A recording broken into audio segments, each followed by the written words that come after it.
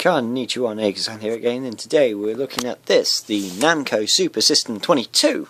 This is a system released by Namco, strangely enough, that was released around 1995, just about when the PS1 was sort of released. Oh, 1995, 1996, around about then. This is a very interesting board actually, and I'll go into more detail later on. What this board is, it's a massive crate, and then you've got this base section over here. What it is though, it's like a 4-layer board that literally you can slide the boards in and out, and it had great games on it. It's got stuff like Ridge Racer on it. It had Ridge Racer 2, I believe, on it, which I think Luke Morse has, which is a fantastic game. I want to get my hands on Ridge Racer eventually at one point. Oh no, sorry, that's the System 20. That's the regular System 22. This is System Super 22, but anyway. So yeah, some great games on this, and basically, I got this. I've got 2 of these boards. One that's up there, but it's a lot more crusty. Unfortunately, there's a sound fault with this, so you won't really hear any sound. I'll say now there is sound, but it doesn't. It's not audible enough for the camera to pick up. Also, there is a graphics fault. I know about it. That's to do with the board. The early revisions of these boards have Altera chips in them, Altera FPGAs, and basically they're programmable chips. But anyway, the early versions have some of those, and they run incredibly hot, and they do fail even if you heatsink them. And you know, this board has succumbed to that. You know, it's still visible and still playable. It's just, you know, a tiny bit of an annoyance. But anyway, I'm going to turn this on, and we'll show you what this game is. Oh, and by the way, just as a little hint, this is my 24-volt power brick. You'll see why. So if I set the camera up here, hopefully it'll stay up.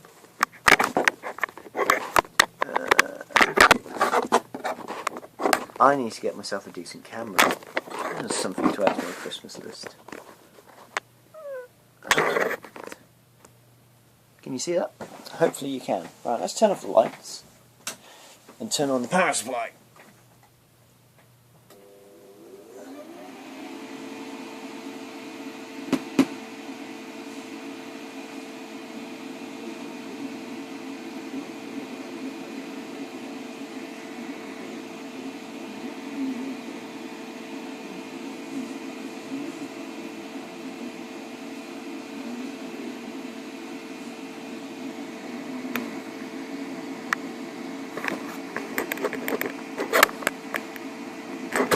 Oh, sorry.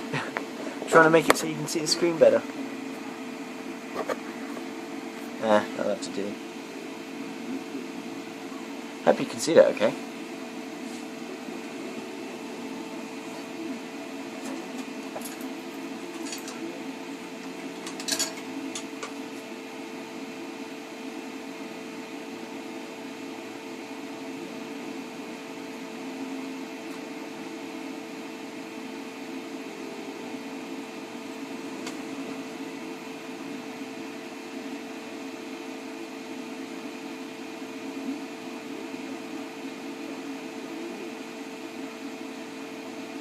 And there we go. You can just about see that this is Time Crisis, released by Namco in 1995. And for those of you who are wondering, this is the original Namco gun I'm using, and the solenoid is enabled, so it's going to be quite fun. This is set to free play, and what I'm going to do is just play through on 1 coin, just because I don't want to make this too long. And yeah, we'll hopefully you enjoy the gameplay. I'm not going to be showing myself playing it, I'm just going to be pointing it at the screen, so hopefully you can see it alright. And I apologise for the fan. It is a mains powered AC 240 volt fan, so not much I can do about the fan. I could disconnect it, but I'm not going to, because that's going to damage the board. Anyway, I digress. Let's get some gameplay. Basically, the story of the game is that you've got to rescue Rachel McPherson from Shrudo Garrow, and you can see Shrudo, Rachel. Interesting though that they don't actually move their mouse when they speak. Should I skip this? Yeah, I'm going to skip it. Actually, well, you can just about read that, I think. No. Alright then, let's get some gameplay.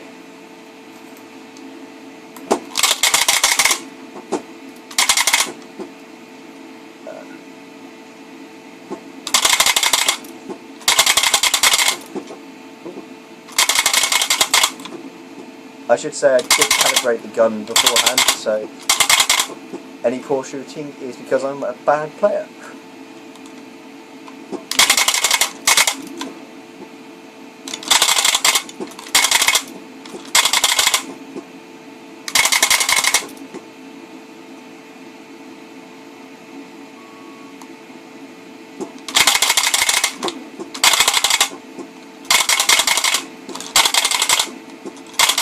Ah!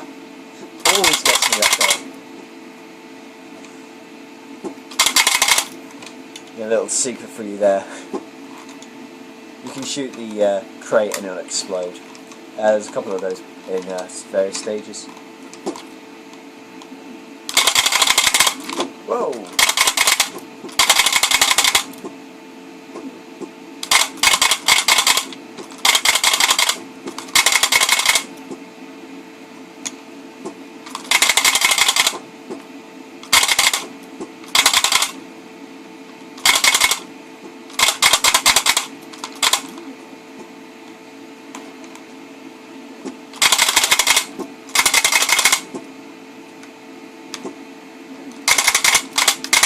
Ah! Ah! I hate those red guys.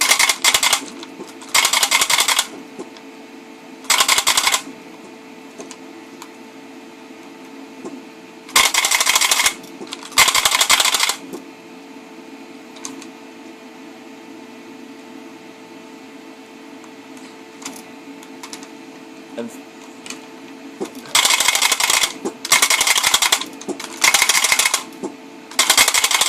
ah, gotcha.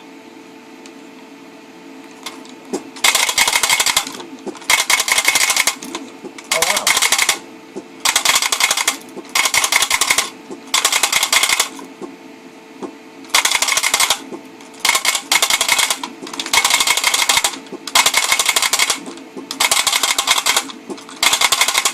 Boom. Absolutely love this game.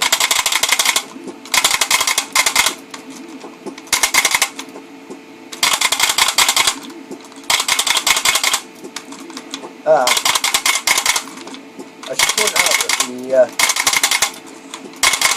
pedal's a bit touchy. It will only respond sometimes when it wants to. It's just... Oh, there's another one. It basically, it's a micro switch with a plunger, but it's quite sensitive. Got him.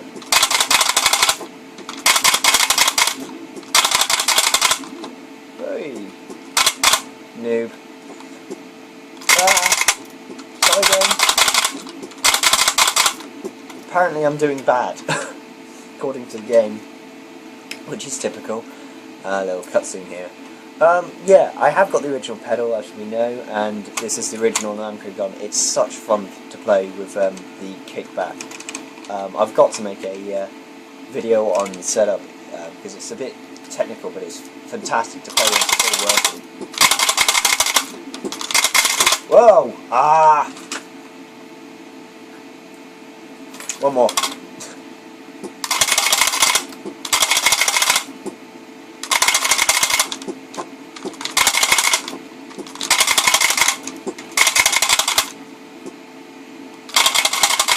Yes!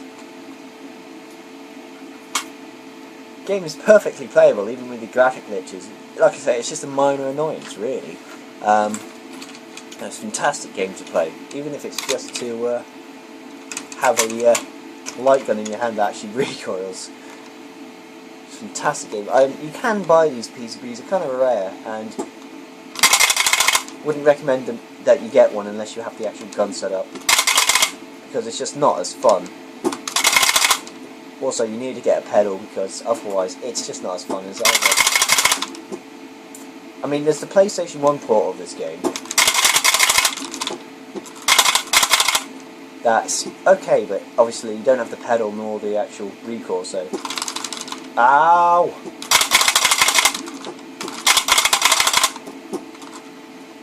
So, I just find this version more fun, to be honest. And I know it must be loud with the kickback, but I'm not turning it off.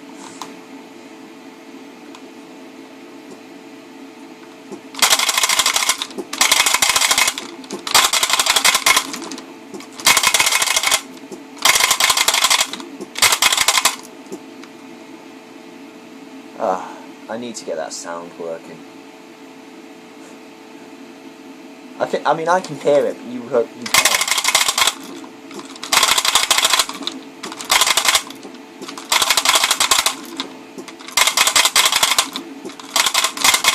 Gotcha.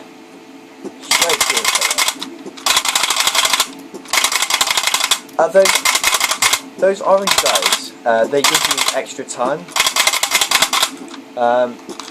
which is useful because obviously sometimes if you can be an absolute crap shot like me, and then you can be running out of time, but if you shoot them, you get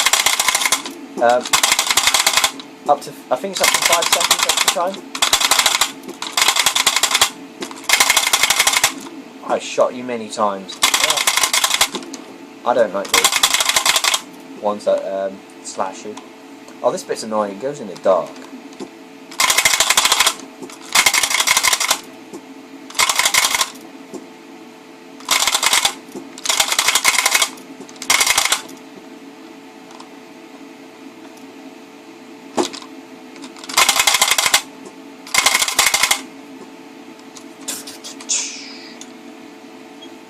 I'm doing terrible on this, I think. I might actually get up to Shiruda.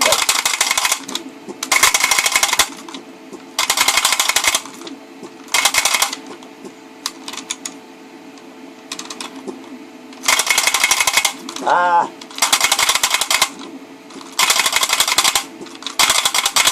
Wasn't even aiming for that fire attack. No! I'll make them ballerina dancers. Ah!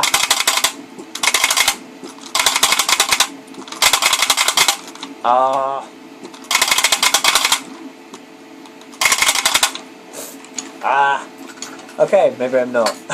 So yeah, that's a bit of a time crisis. Fantastic game. You must, if you're going to play it with the actual original hardware, because if you don't, it's just not as fun. I mean, I could play this for ages on end, but yeah, fantastic game. It was a great start to a series. Let's turn on the lights again. And I mean, you know, even if you buy these boards faulty, they're absolute joys to work on, because I'll show you in a technical video later on. But like I say, you've got to get the original hardware. It's just not as fun. I mean, I've got the original pedal here, and I've got the original gun, and it's a perfect combination. The timed game is interesting. You can play for as long as you like, in terms of you will have no lives per se. But if you run out of time, that's it, game over. So literally, if you can be as fast as you can play through and keep getting shot. I think it will only let you do one stage at a time. I'm not entirely sure, but you know, an interesting game mode that they dropped on later versions, because in later versions they just kept it as the story mode. But yeah, that's Time Crisis, and just to give you an idea of how much wiring's gone into this. Power supply, loads of cabling, and that's a driver board. It's not an I/O board. Basically, all this does is control the solenoid, and all it is a transistor PCB. And Luke has had some issues with the Beastbusters things, and he thinks the I/O board is because he hasn't got an I/O board, that might be an issue.